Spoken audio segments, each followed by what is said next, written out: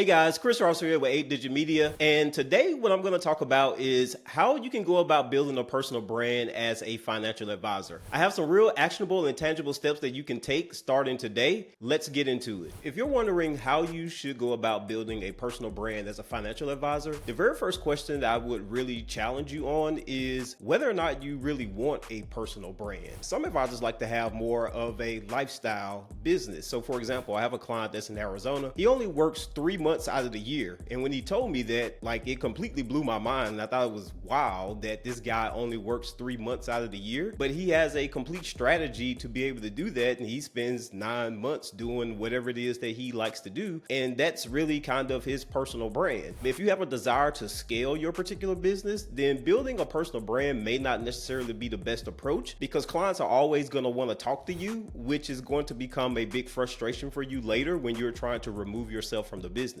Step one is really just deciding what kind of business you want. Do you want a personal brand where you're going to deal with clients on a day-to-day basis? You're maybe going to limit the number of clients that you're going to work with, but maybe they're going to be higher value clients that produce more revenue. Or are you looking to build a team and you are really going to act as the visionary, the CEO, and have people who are going to be more the face of the company? Another consideration for wanting to build a personal brand or not is really going to be more in line with succession planning, right? So if you think 10, 15, 20 years down the road, what is it that you really want to do with this particular business? If you want to pass this business off to maybe, your children, and then they're going to take the reins and run with it, then maybe building a personal brand may be ideal for that because they can kind of piggyback off a lot of what you've done. If you have plans to, let's say, grow to $1 billion in assets and then you want to make an exit, then you really don't want to build a brand around you personally because, again, you want to have this business set up in such a way where someone else can come in, take over, but not have the business be totally reliant upon you as the main person that everybody wants to talk to at the end of the day. For a lot of our clients, they come to us mainly because they don't want to have a particular personal brand and they want to be able to scale their business and go beyond what they can do on a personal level. And this is something that we do day in and day out with the automations and webinars and in-person events that we are able to help financial advisors with. If you want to learn more about how we are helping advisors scale, then click the link in the description below to learn more. Now that I've shared some pros and cons about whether or not building a personal brand may be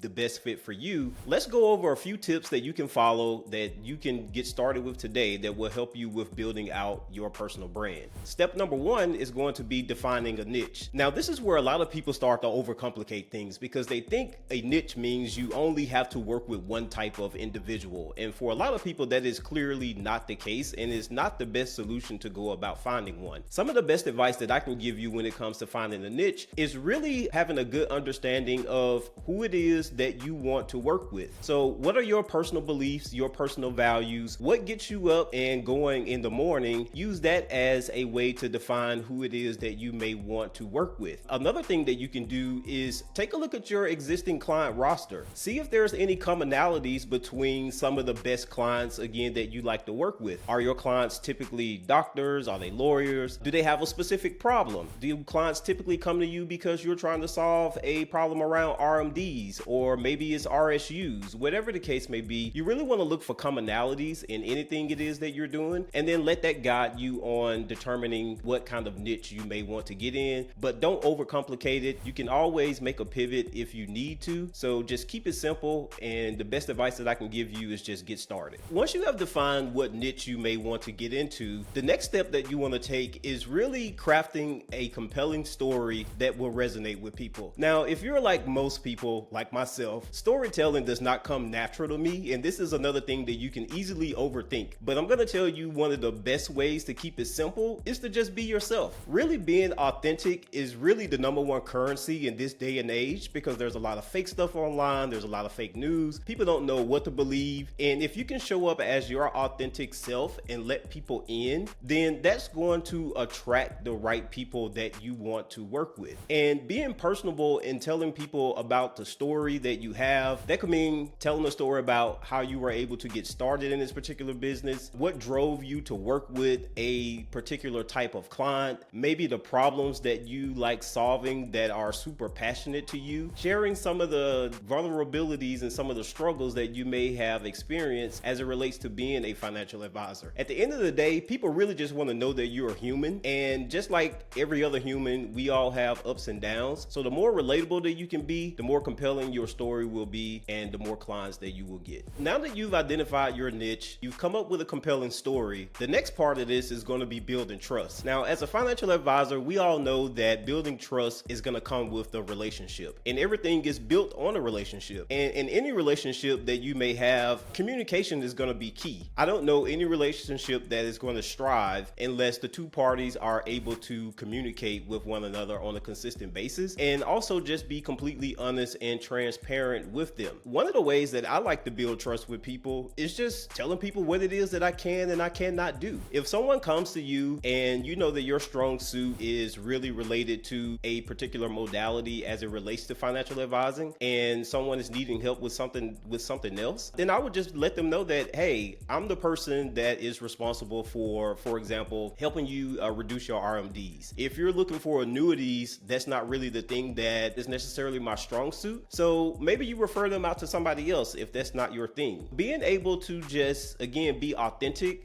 let people know what your strong suits are, where you are able to help them the most. This is going to cultivate a relationship that will last years and ultimately give your prospective clients the ability to trust you day in and day out. Now that I've given you some insights on how you can build a personal brand, the next step is getting clients on a consistent basis. And I've broken down a number of steps that you can follow in order to start getting clients using an automated AI system in this video right here. Click to learn more. That's all I have for you today. I'll see you on the next one. And also, feel free to comment below and let me know what your thoughts are on building a personal brand. I'd love to hear it. See you next time.